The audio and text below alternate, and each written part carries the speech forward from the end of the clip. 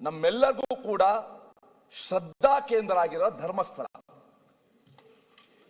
ಧರ್ಮಸ್ಥಳದ ಬಗ್ಗೆ ಕಂಪ್ಲೇಂಟ್ ಆಯ್ತು, ಎಲ್ಲ ಆಯ್ತು.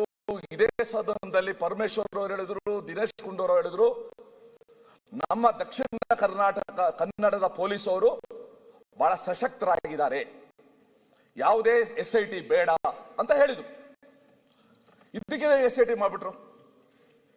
ದಿನೇಶ್ ಗುಂಡೂರಾವ್ ಹೇಳಿದ್ರು, ನಮ್ಗೆ ಯಾರಿಗೂ ಕೂಡ ಮಾಡಬೇಕು ಅಂತ ಇಷ್ಟ ಇರಲಿಲ್ಲ, ಕೆಲವು ನಿಯೋಗಗಳು ಬಂದು ಒತ್ತಡ ತಂದು ಅದಕ್ಕೋಸ್ಕರ ನಾವು ಮಾಡಿದೀವಿ ಅಂತ. Fine, fair enough, V welcome it. ಆಯ್ತು, ಸತ್ಯಾಂಶ ಬರಲಿ ಅಂತ. ಅವರು ಆಫೀಸರು ಮೊಹಂತಿಯವರ ನೇತೃತ್ವದಲ್ಲಿ ನೀವು ಒಂದು ಕಮಿಟಿ ಮಾಡಿದ್ರಿ.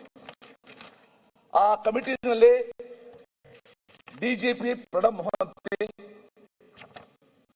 ಪೊಲೀಸ್ ಮಹಾನಿರ್ದೇಶಕರು, ಆಂತರಿಕ ಭದ್ರತಾ ವಿಭಾಗ SIT ಮುಖ್ಯಸ್ಥ DIG MN ಅನುಚೇತ್, ಪೊಲೀಸ್ ಉಪಮಹಾ ನಿರೀಕ್ಷಕರು DIG ಅವರು ಅದರಿಂದ ಆಚೆ ಬಂದರು. ಸೌಮ್ಯಲತಾ SK IPS ಅಧಿಕಾರಿ, ನಗರ ಸಶಸ್ತ್ರ ಪಡೆ ಕೇಂದ್ರ ಕಚೇರಿ, ಅದರಿಂದ ಅವರು ಆಚೆ ಬಂದರು. SIT ಯಾಕೆ ರಚಿಸಿದ್ರು ಗೊತ್ತು? ಹಲವು ವರ್ಷಗಳಿಂದ ವರದಿಯಾಗಿರುವ ಅನುಮಾನಾಸ್ಪದ ಸಾವುಗಳ ಆರೋಪಗಳು, ಸ್ಥಳೀಯ ಪೊಲೀಸರಿಂದ ಪ್ರಕರಣಗಳನ್ನು ಮುಚ್ಚಿ ಹಾಕಲಾಗಿದೆ ಅಥವಾ ಸರಿಯಾದ ತನಿಖೆ ನಡೆದಿಲ್ಲ ಎಂಬ ಆರೋಪ, ಸಾರ್ವಜನಿಕ ಹಿತಾಸಕ್ತಿ ಅರ್ಜಿಗಳು ಮತ್ತು ಸಾಮಾಜಿಕ ಕಾರ್ಯಕರ್ತರ ಒತ್ತಾಯ, ಆ ಪ್ರದೇಶದಲ್ಲಿ ಒಂದು ಸಂಸ್ಥೆಯ, ಒಂದು ಇನ್ಸ್ಟಿಟ್ಯೂಷನ್ ಪ್ರಭಾವ ಇದೆ ಎಂಬ ರಾಜಕೀಯ ಒತ್ತಡ, ಈ ರೀತಿ ಮಾಡಿ ಒಂದು ಎನ್ಕ್ವೈರಿ ಕಮಿಷನ್ ಮಾಡುವುದು. ನಮಗೂ ಕೂಡ ಆಯ್ತು, ಮಾಡಲಿ, ಒಂದು ಸತ್ಯಾಸತ್ಯತೆ ನಾವೆಲ್ಲೂ ಕೂಡ ವಿರೋಧಿಸಲಿಲ್ಲ. ಇನ್ನೊಂದು ಹೆಜ್ಜೆ ಮುಂತಾಯ್ತು. ಧರ್ಮಸ್ಥಳದಂತಹ ಅತಿ ಸಂವೇದನಾಶೀಲ ಪ್ರಭಾವಶಾಲಿ ಪ್ರಕರಣದಲ್ಲಿ ಸಾಮಾನ್ಯ ಪೊಲೀಸ್ ತನಿಖೆಯಿಂದ ಸಾರ್ವಜನಿಕ ನಂಬಿಕೆ ಮೂಡದು ಎಂಬುದು ರಾಜ್ಯ ಸರ್ಕಾರದ ವಾದ ಆಗಿತ್ತು.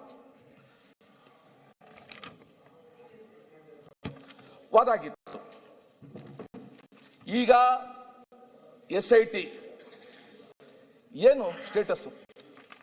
ಒಂದು ವರ್ಷ ನಾವು ಅವತ್ತೇ ಕೇಳ್ಕೊಂಡ್ವು, ನಾವು ಈ ಹೌಸ್ ಅಲ್ಲಿ, ನೀವು ಇಂಟರಿಮ್ ರಿಪೋರ್ಟ್ ಇಡಿ ಅಂತ ನಾವು ಪರಿಯಾಗಿ ನಾವು ಕೇಳ್ಕೊಂಡು, ಬಟ್ ದಿ ಗವರ್ಮೆಂಟ್ ರೆಫ್ಯೂಸ್ಡ್. ಇಲ್ಲ, ಮೈನ್ ಬರಲಿ, ಏನು ಮೈನ್ ರಿಪೋರ್ಟ್ ಬರಲಿ ಅಂತ. ಈಗ ಸನ್ಮಾನ್ಯ ಸಭಾಧ್ಯಕ್ಷರೇ, ಒಂದು ನಿಮಿಷ,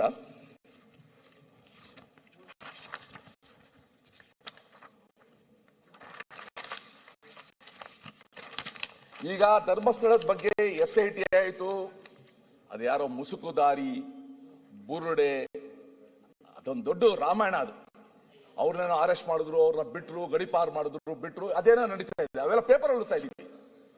ಆದ್ರೆ ಸರ್ಕಾರ ರಚಿಸಿದ SIT ರಿಪೋರ್ಟ್ ಏನು, ಯಾಕೆ ಇನ್ನೂ ಕೂಡ ಬಂದಿಲ್ಲ? ಯಾಕಂದ್ರೆ ಇಡೀ ಜನ ಸಮುದಾಯದಲ್ಲೇ ಒಂದು ಶ್ರದ್ಧಾ ಕೇಂದ್ರದ ಬಗ್ಗೆ ಶಂಕೆ ಬರಂಗೆ, ಅಪನಂಬಿಕೆ ಬರಂಗೆ ನಾನು ನೋಡಿದ್ದೀನಿ. ಅದು ಒಂದು ಹೇಳ್ಕೊಂಡ್ರು, ಧರ್ಮಸ್ಥಳಕ್ಕೆ ಹೋಗೋ ಜನ ಸಂಖ್ಯೆನೇ ಕಡಿಮೆ ಆಗ್ಬಿಟ್ಟಿದೆ ಅಂತ ಹೆಮ್ಮೆಯಿಂದ ಹೇಳ್ಕೊಂಡ್ರು. ಸರ್, ನಾವು ಒಂದು ಹೇಳ್ತೀವಿ ಸರ್, ಯಾರೂ ಇಲ್ಲದೆ ಇರೋರಿಗೆ ಧರ್ಮಸ್ಥಳ ಅನ್ನೋದು ಒಂದು ಭರವಸೆ ಕೇಂದ್ರ, ನಂಬಿಕೆ ಕೇಂದ್ರ. ಇದೇನಪ್ಪ ನಮ್ಮ ಮಂಜಪ್ಪ ಇದ್ದಾರೆ ಅಂತ ಆ ನಂಬಿಕೆನೇ ಛಿದ್ರ ಮಾಡಕ್ ಹೊರಟ್ರಲ್ಲ ಇವರು. ಅದ್ರ ಬಗ್ಗೆ SIT ಮಾಡಿದ್ರಲ್ಲ, where the report? What has happen? ಇನ್ನೂ ಕೂಡ ಧರ್ಮಸ್ಥಳ ಕಳಂಕ ಎತ್ಕೊಂಡೆ ಓಡಾಡ್ಬೇಕಾ? ಗಡಿಪಾರು ಆದ ಆ ವ್ಯಕ್ತಿ ಅದೇ ಬೆಳ್ತಂಗಡಿ ಪೊಲೀಸರಿಗೆ ಇವತ್ತು ಕೂಡ ಚಲನೆ ತೀರಿಸ್ತಾ ಇದ್ದಾರೆ. ಸುಪ್ರೀಂ ಕೋರ್ಟ್ ಹೋಗಿತ್ತಿದ್ದು. ಸುಪ್ರೀಂ ಕೋರ್ಟ್ ಅಲ್ಲಿ ಜಡ್ಜ್ ಹೇಳಿದ್ರು, ಇದು PIL ಅಲ್ಲ, ಇದು ಪಬ್ಲಿಕ್ ಇಂಟ್ರೆಸ್ಟ್ ಲಿಟಿಗೇಷನ್ ಅಲ್ಲ, ಇದು ಪೈಸಾ ವಸೂಲ್ ಲಿಟಿಗೇಷನ್ ಅಂತ. ನಾನು ಹೇಳ್ತಾ ಇರೋದಲ್ಲ, ಸುಪ್ರೀಂ ಕೋರ್ಟ್ ಹೇಳಿರೋದು ಪೈಸಾ ವಸೂಲ್ ಲಿಟಿಗೇಷನ್ ಅಂತ.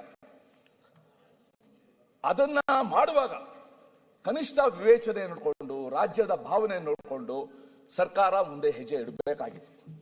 ಅವ್ರು ಮಾಡಲಿಲ್ಲ. ಈಗ ನಿಮ್ಮ ಸಲಹೆ ಏನು? ಅದೇ ಹೇಳ್ತೀನಿ, ರಿಪೋರ್ಟ್ ಹಿಡಿ ಅಂತ. ನೀವು ಸರ್ ನಿಮ್ದು ಸ್ಕೂಟರ್ ಯಾವುದು ಮುಂಚೆ ಓಡಿಸ್ತಾ ಇದ್ದೀವಿ? ಅಲ್ಲ ಯಾವುದು ಗೇರ್ಲೆಸ್ ಅಲ್ಲ, ನಾವೆಲ್ಲ ಗೇರ್ ಸ್ಕೂಟರ್, ಫಸ್ಟ್ ಗೇರು, ಸೆಕೆಂಡ್ ಗೇರು, ಥರ್ಡ್ ಗೇರ್, ಫೋರ್ತ್ ಗೇರ್ ಆಗ್ತಾ ಇದ್ವು.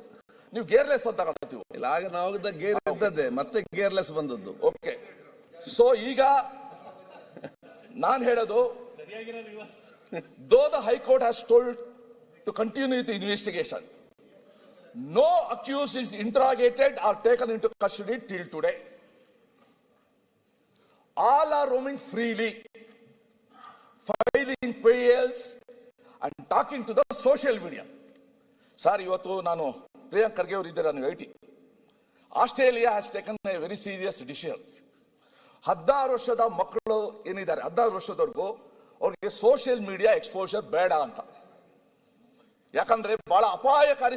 ಇವತ್ತು ನಿನ್ನೆ ನಮ್ದೇನು ರಿಪೋರ್ಟ್ ಲೋಕಸಭೆಯಲ್ಲಿ ಸಬ್ಮಿಟ್ ಮಾಡಿದ್ದಾರೆ, ಅವರು ಕೂಡ ಈ ಸೋಷಿಯಲ್ ಮೀಡಿಯಾದು ಪ್ರೀ ಮೆಚ್ಯೂರ್ ಎಕ್ಸ್ಪೋಜರ್ ಇಂದ ಇಡೀ ಆ ಮಕ್ಕಳು ನಾವು ಹ್ಯಾಕ್ ಕಳ್ಕೊಳ್ತಾ ಇದ್ದೀವಿ. ಇನ್ಫ್ಯಾಕ್ಟ್ ವಯಸ್ಸಿಗೆ ಬರಕ್ಕಿಂತ ಮುಂಚೆನೆ ಪೋರ್ನ್ಗೆ ಇಂಟ್ರೊಡ್ಯೂಸ್ ಆಗ್ತಾ ಇದ್ದಾರೆ ಅವರು. ಇದು ಬಹಳ ಗಂಭೀರವಾದ ವಿಚಾರ. ಅದಕ್ಕೋಸ್ಕರ ಈ ಸೋಷಿಯಲ್ ಮೀಡಿಯಾ ಬಗ್ಗೆ ನಮ್ಮ ರಾಜ್ಯದಲ್ಲೂ ಕೂಡ, ಗೋವಾದಲ್ಲಿ ಟೇಕನ್ ಡಿಸಿಷನ್. ಒಂದು ಯಾವ್ದಾದ್ರು ಒಂದು ವಯಸ್ಸು ಒಳಗಡೆ ನಾವೇನಾದ್ರೂ ಕೂಡ ಕಂಟ್ರೋಲು, ನಿಯಂತ್ರಣ ಮಾಡಕ್ಕಾಗೋದಿಲ್ಲ. We should take some measure. ಇಲ್ಲೇ ಇದ್ರೆ